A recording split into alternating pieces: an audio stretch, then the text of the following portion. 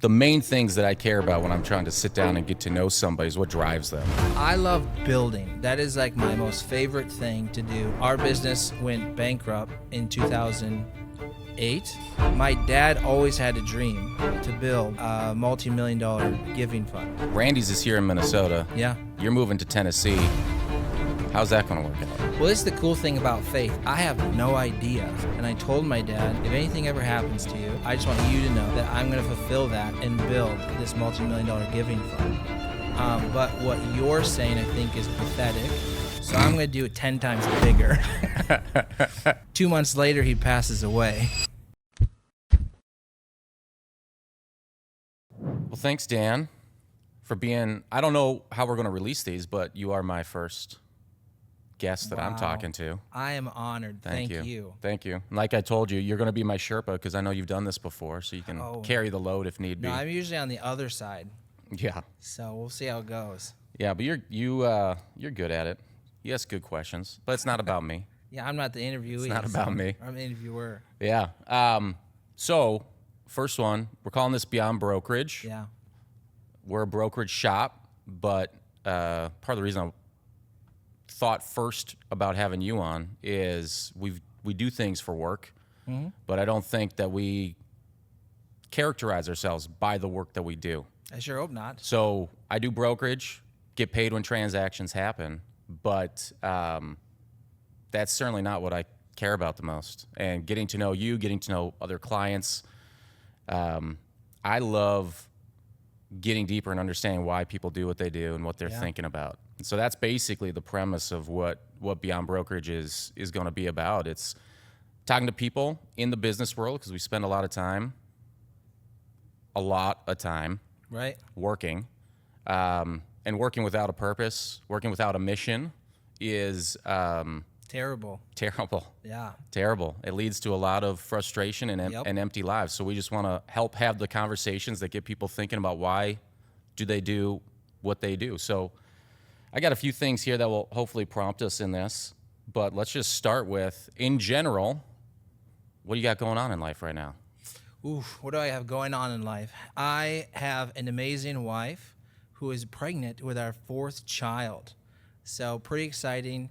We have Boy or girl? Well, we have 3 girls that are 4, 3, and 1 right now. Oh, man. And then we have a boy on the way. So pretty excited I'm about glad that. I asked that because for some reason, I don't always remember things very well. I thought you had a 4th girl coming. Well, top athletes have a lot of daughters, so it makes sense. But it's actually a boy coming. And what sports did you play? What sports did I try to play? A decade ago? Yeah. Oh, we played football and track. There you go. Yeah. Play track. Well, field. That's what I played. Yeah. All right, so baby on the way. Baby on the way. We have a residential electrical business that provides 5-star electrical service. Mm-hmm. And we're looking to continue to expand that. And you're moving to Tennessee. And we're moving to Tennessee. While you're pregnant. Yeah. Well, I'm not pregnant, but yes, my wife. Yes. While your wife is Looks pregnant. like I am, but no, while my wife is pregnant, we're having a baby in April, moving in May. So we didn't plan that very well. Okay. Well, God does what he does, right? That's how it kind of works sometimes. I want to come back to the Tennessee thing. With Randy's Electric, what do you actually spend? This is the obligatory what do you do kind of question. So how do you actually spend your work hours with Randy's? Well, so I love building. That is like my most favorite thing to do is to build anything. So what I mostly spend my time on is building Randy's Electric. And now we're in a great spot with an amazing team. Now it's how do we continue to build on. Our next division we want to add is plumbing. So now it's, hey, how do we build a plumbing division? And then from there, we're looking to continue to expand, which is really exciting because I just love building stuff. I'm not very good at maintaining much of anything. So if you're constantly building, then you don't have to maintain. Right? Just keep and adding it's a on to cool it. way to empower people to continue to build and maintain well so that we can keep building. So how are you plan on doing that? Randy's is here in Minnesota. Yeah. You're moving to Tennessee. How's that going to work out? Well, this is the cool thing about faith. I have no idea. right? I don't know. But what I do know is that God's brought in just amazing people in the business to make sure that we are continuing to be healthy and strong. And not just people that can maintain, but people that can continue to grow it. So that's what's exciting for the Raines Electric and eventually Raines Home Services in Minnesota. And then it's, hey God, where is it that what doors are you opening? And that's the kind of where we want to follow the piece. And so if a door opens in Tennessee to acquire a business or elsewhere, we're just going to continue to grow. Awesome. Well, and that's kind of a good segue into, one of the main things that I care about when I'm trying to sit down and get to know somebody is what drives them. Yeah. And we've known each other long enough now that I know enough about you that I knew that there's more behind it than just providing electrical services to people and keeping lights on in homes. So as you're looking at why you moved to Tennessee, what you're doing with Randy's Electric, what you're looking at building, what's ultimately driving that for you? I mean, I think I just listened to your podcast, Everyday Faith. Yep. Everyday Faith. I think putting it in the terminology of that and your business, it would be the mission. What's the why? What's the driving motivation? Well, it's fun. There's 3 things I want to accomplish with my life, right? I want my family to live and love like Jesus. I want to hire 10,000 team members, and I want to build a multi-million-dollar giving fund. So all the decisions that I make are aligned with those 3 goals. Families first, obviously, and then saying, hey, how can we empower more people? And then how can we give back through our multi-million-dollar giving fund? That's something that's really exciting for me. What gives you that focus though? Like why the giving fund? I mean, that's not a normal thing that most people think about when they're setting up their business or growing their family with all the other concerns that come with profit and hiring 10,000 people. That's a lot of mouths to feed. Yep. Balancing that with the giving, where does that come from? Well, I'd love to tell a story. So You're more than welcome. Randy's Electric. Obviously, my name's not Randy. I bought Randy's Electric from my father, Randy. As we were going through all of the, hey, how's this going to work? Who do we hire? Like, we do electrical work. Like, we don't know how this whole business thing works.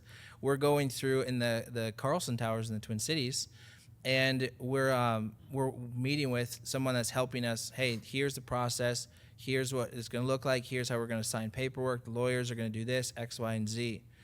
My dad always had a dream to build a multi-million-dollar giving fund. That was always his dream. We were in the parking lot at the Carlson Towers, and I told my dad, I was like, hey, if anything ever happens to you, I just want you to know that I'm going to fulfill that and build this multi-million-dollar giving fund. But what you're saying, I think, is pathetic. So I'm going to do it 10 times bigger. So then 2 months later, he passes away. And it was a very hard time. Yeah. But it was amazing to learn that this promise I made to my dad, kind of arrogantly, is really what drives me. Because you can have money, you can buy things, you can have whatever it is. But it's not going to bring you fulfillment like we were talking about earlier, right? Yeah. That's not what's going to bring me fulfillment. And so I know that me building something that's greater than myself, that's a legacy, that's what I care about. Also, side note, nonprofits are sometimes terrible with money. So instead of trusting them with it, we'll build a fund that gives away money forever. And that's kind of the goal. Are you planning on doing this fund and self-managing, or are you working with some sort of other, national? Well, the fund's like 20 years out. This is when before I die, I want to accomplish this.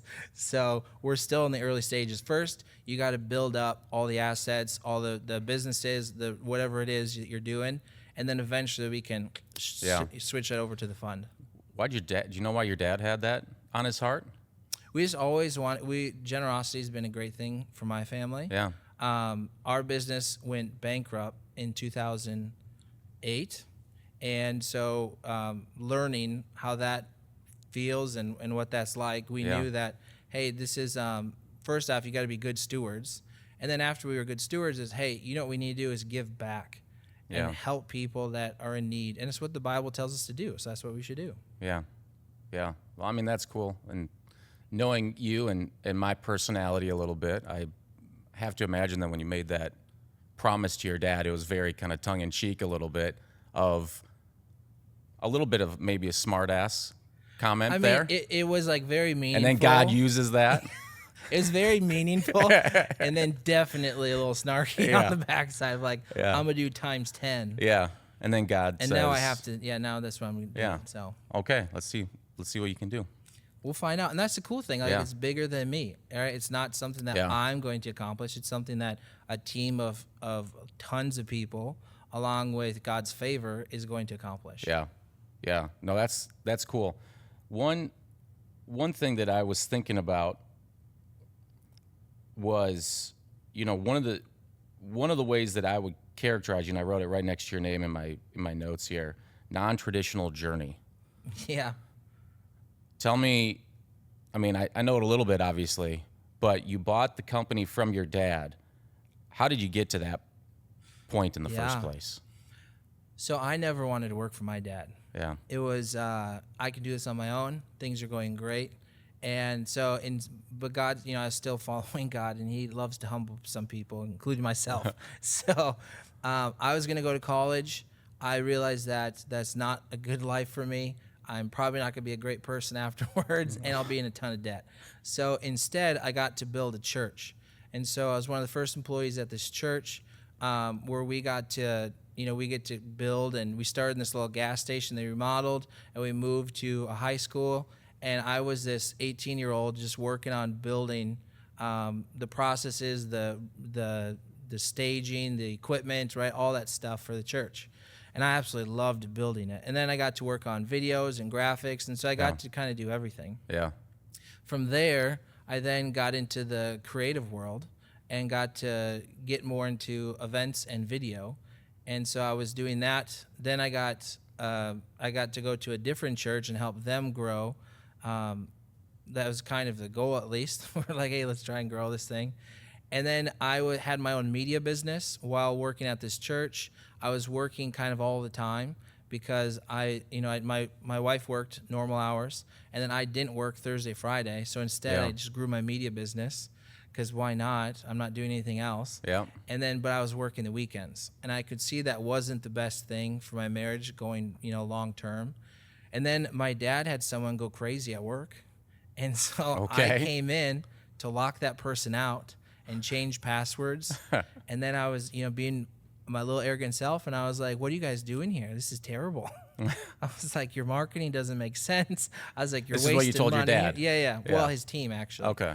And I was like, listen, all due respect, this is bad. So then they offered me a job, and I didn't have to work weekends. Yeah. So I took a pay cut from the church to come work at Randy's Electric. You took a pay cut from the church to go to Randy's. Yep. You don't usually hear it that way. I know. That's why I said it. And then it's been fun. We were buying real estate throughout all of that. Yeah. So we got married. Been buying real estate. You and Jess. Yep. Okay. My wife Jess. Yeah. Been buying real estate since 2015 and remodeling and flipping houses or keeping and renting. Yeah. Well, I mean, that was one of the things I wanted to think about. Now, I mean, it makes a lot of sense with what you said about building things. Mm-hmm. With the move to Tennessee, with some of the things that we talked about beforehand that we'll, I guess, get into now a little bit. How does that non-traditional path and background impact the way that you look at building Randy's or whatever else falls under the Dan Smith future work efforts? Well, so I'm a Christian, right? And so everything is I'm trying to follow what God is leading towards, and a lot of that for me comes down to peace. So what is it that I have peace in? And we were going to build a beautiful house in Minnetonka, Minnesota, and we had this land. It was 1.3 acres. It was just awesome. And we went to go. We had everything lined up. There's these huge discounts because other people weren't buying. And it was like, God, you're so awesome. Like, thanks for doing that. and had zero peace about this house we were going to build in Minnesota. And that's what kind of started the whole thing. That led us to maybe God's calling us somewhere else, and then doors just opening for Tennessee. Yeah. So a lot of what we do is just following the peace that we have. And that's sometimes where it gets untraditional, because I'm told, I've been told by a lot of business leaders, well, you should cut this, you should do that, you should get rid of this. And it's like, well, I think there's a more long-term vision for this. And obviously you want to listen to mentors and make sure you're learning. But sometimes it's just an old way of thinking. And the world is changing so fast. Yeah. So fast. Yeah. Yeah. I mean, is that the comment of the world changing fast, just opening up opportunities to continue to grow what you've got here, but find opportunities elsewhere? And yeah, I mean, and that relieves some of that, discomfort that maybe others would have in the same kind of situation of picking up and moving across country while trying to build your business. Yeah, and you just knowing that you have a strong team, I think, is really helpful. I think a lot of businesses are built around a person. I don't think that's very healthy. That's not what I want. I don't want a business built around me. I want a business that is built around a team. And so that's what I've done. This some people do. It's a little different. But I don't want this thing built around Dan Smith. Yeah. I want it built around, this is the Rainey's Electric team. Yeah, yeah. Seek God, value people, live intentionally. Yeah. You know where I got that from? Probably my LinkedIn. That's right. That's right. I couldn't Do you know what that's I for? don't have a Twitter account or X account, so that I couldn't get on that to see. I was going to try to find some quip that you put out there recently that Well, I haven't posted. So. oh, that causes some controversy that we could go into. But I think that is, when I saw that, I'm like, that's great for this, beyond brokerage, beyond work. So many people put on their tagline is whatever they're trying to promote about themselves or about the work that they do. Yep. How do you live that out?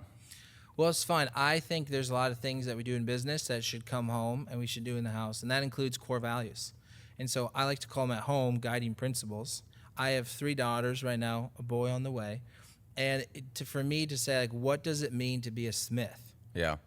Right? Like, I didn't know what that was necessarily growing up. Like, what does it actually mean? So bringing some clarity. So for me, that is what our family guiding principles are. So most mornings or some mornings, I'll ask my daughters, like, what's your purpose? Our purpose is to be a blessing. Like, that's our purpose. Well, what's your goal today? Our goal is to add value. Yeah. And then what are your guiding principles? How do you make those decisions? Well, we seek God, we value people, and we live intentionally. Yeah. So it's something I've learned from just great mentors in my life. Yeah. And I want to make sure that my kids know what it means to be a Smith. Yeah. That's cool. That's cool. The way that you're trying to lead at Randy's and anything else that you're doing in the work world, very similar to the intention that you have with your kids at home. I really don't think there should be many differences, to be honest. Yeah. Why is that? Well, like, what should be a big difference between the way you lead your family and the way you lead at work? I don't disagree. You know what I'm saying? But I think that a lot of people... Well, it's like you just naturally think that's separate. Yeah. That's separate. Church is separate. It's like, how do we have family, church, and business? What should be the difference? Now, there's little things for sure. Yeah. But 90% of it should be the same. Like, everyone wants clarity. Everyone wants to know they're valued and known. Yeah. Right? Like, I probably don't hug, team members as much as I hug my kids. So I guess that's the difference. Well, I mean, that's one of the things that I've just noticed in my own life is, and I don't know if you can resonate with this at all, but even when you are trying to live that way, I've found personally sometimes the work gets the better part of me, and then I get home and the family gets the leftovers. It's easy to win at work. Yeah. Right? It's hard because it's easy to win at work. Like, there's a lot of little wins at work. Home is the long-term game. No, those kids make it difficult. Well, we make it difficult because we're not understanding their kids. Yeah. And like, why aren't you acting like an adult? It's like, Yeah. well, you're 3 years old. Yeah. Switching paths a little bit here. What's like the number one thing on your mind right now? Anything. What I think I've been learning a lot about is more balance. Mm-hmm. I think the devil's playground is in the extremes, right? You see that at church, you see that in family, you see that for sure in politics, you Yeah. see that at work. It's Trump. Thoughts? Is what? I said Trump. Thoughts? Thoughts on Trump? I hope I things, put that in my notes beforehand. Just start with Trump, taxes, and tariffs and see where it goes. well, the tariffs are killing the crypto market, so that Yeah. was unexpected. No, I think balance is really interesting because, even at work, someone will go like, well, this is never working. It's like, that's not true. That's not physically possible, right? Yeah. It has to work sometimes because we're like an operating business, right? Yeah. And so it's really trying to find the balance part of whatever discussion that you're having. So when people come to me or there's a big problem, right? As the owner, I get to deal with the big problems, right? Yep. And it's like, okay, so what is the balanced answer here? Because you can go extreme one way, extreme the other. It's like, well, where's kind of the balanced piece of it? Yeah. Balance is an interesting word for me when I hear your story and thinking about, the unique journey that you have to get where you've got, what you're doing with Randy's, we talked about family, talked about moving, Yeah. Other entrepreneurial things that I know are on your mind. Yeah. What does that balance actually look like on a daily basis? I mean, because it's some days work gets more of you, some days family gets more of you, some Yeah. days I'm sure you've got probably better listening ears for what God's telling you than others. But I mean, so many balls up in the air at one time. What do you do personally to actually try to maintain that balance? Well, I think a lot of it is too, like, what are you designed to do? Yeah. I am not healthy sitting still. Like, it is just not good for me. Now, Yeah.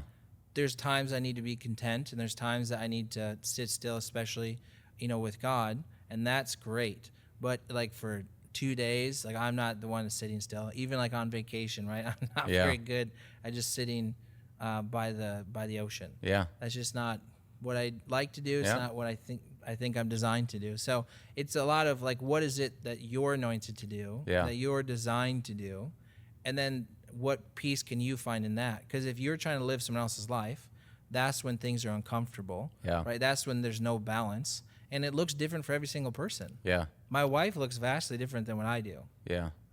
That's a good thing. It is. No, It would be very annoying if I was married to myself. Know thyself. Yeah. What is that, Socrates? Anyone know? Some No, smart person. we got an uneducated film crew You here. need a ChatGPT screen. I think that that's great because I think so much. Even I'll just speak personally. The less that I've felt in tune with who I am and what I'm actually supposed to do, the more I feel like everything is a grind, and it's so much harder to bring your best self to work, to your family, to friends, whatever it might be. If it's just that constant grind of I don't feel like I'm in the right spot, or I don't feel like I'm able to live authentically. Right. And I'm the same as you. I remember when we went on our honeymoon, my wife, we sat down at the pool. Within 10 minutes, I said, "So what are we doing?" Yeah.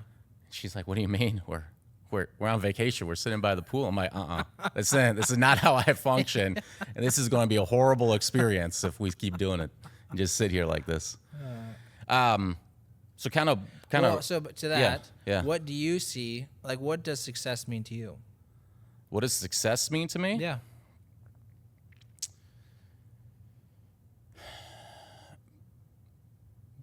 My definition of success is probably very similar to what you just said. It's living into the life in the way that God created me to be.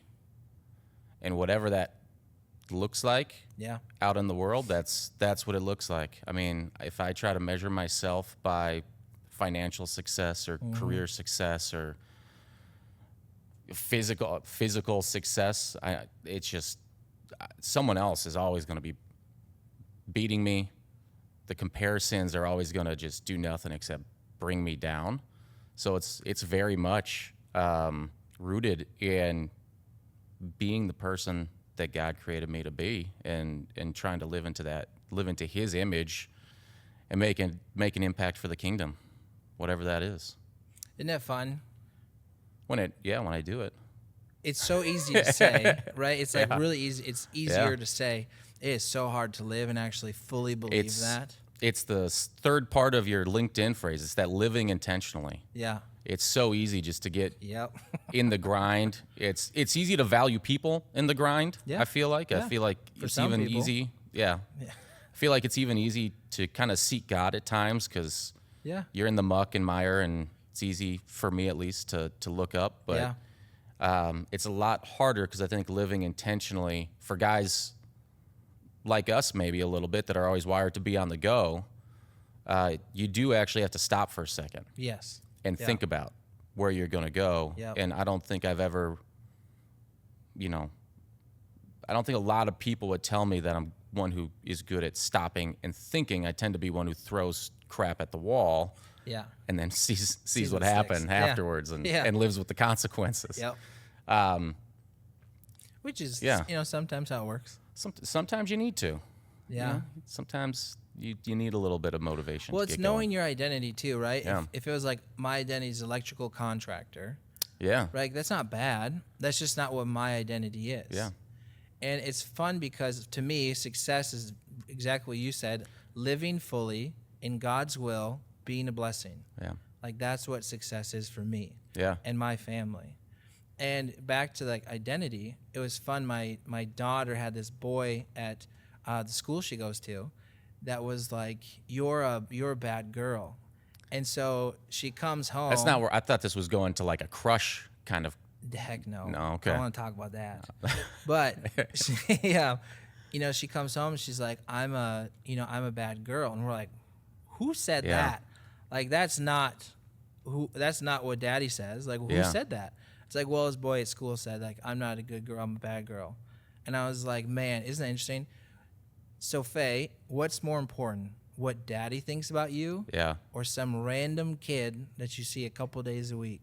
Yeah. And then God was like, oh, isn't that interesting, Dan, huh?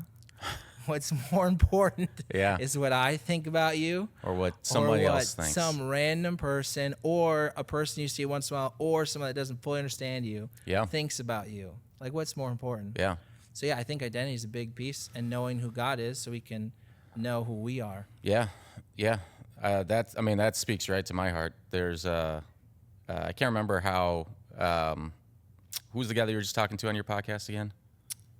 David Benham? David. He said something, different words, but it's very much what has kind of driven me over the last 7 years. Like, what's your purpose? What's your core purpose? It's what are you good at, pointing out what you care about. Yeah. For me, that's developing identity. So when you're talking about that, that's core to everything that I do and want to see happen in relationships and business, Right. family, church, community, whatever it might be. If you're not living into who you're created to be or what the business is supposed to be, you're just going to be missing the mark the whole time. Right. What's next? What do you think God has you building next? It's a dangerous question. The next cryptocurrency. Randy's coin. DS coin. Yeah. Someone actually sent me a ChatGPT image of what a Randy's electric coin could look like. That's ridiculous. It's got to have like thunderbolts on it. Doesn't Bitcoin have thunderbolts? That'd probably be kind of a rip. It looks like it's probably like circuitry. Right. I viewed it as thunderbolts. mean, Anyways, you have a good I digress. What's next? Obviously moving to Tennessee is a big deal for us. My wife's parents are moving to Tennessee. Oh, so that's cool. amazing. And then it's really continuing to build. I think I want to partner with and acquire a couple businesses. And I think we have a good playbook of how to do a great trades business. Yeah. And I think we're a faith and freedom-based culture. And so to bring that to other businesses where we give, employees or team members clarity and purpose, and bringing that to many, many different companies, I think is what I'm supposed to do. We'll see how it pans out. Yeah. Right? But I think that's the direction long term we're going. How many employees do you currently have? I think we have 45. 45. Yeah. So to get from 45 to 10,000, Yeah. that's going to take some multiplication. Yeah. Well, the nice thing that- is I'm young. So Yeah. if you have 100, if you have 10 companies with 100 people, Yeah. over 20 years, you'll have hired about 10,000 people. Yeah. Awesome. Awesome. Well, I look forward to hearing about it after the baby comes and after you move and see how Yeah. these things shake out. Yeah. Thank you Yeah. so much. Thanks for being my first, Heck Dan. yeah. Yep.